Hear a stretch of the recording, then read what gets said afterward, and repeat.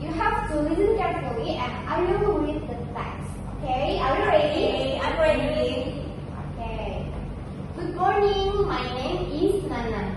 I am 7 years old. Every day, I wake up in the morning, I take a bath, I brush my teeth, I eat breakfast at home, I eat rice and egg, I drink milk. After that, I go to school. I go to school with my mother. At school, I meet my teacher, I meet my friends. I study in the classroom. I read books. I write in my book. At break time, I play with my friends. We play in the schoolyard.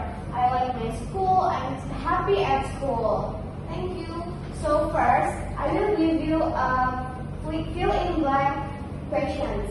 So the first question is, the girl's name is Me. Okay, The girl name is Nana. Okay, that's great. And then the easy task.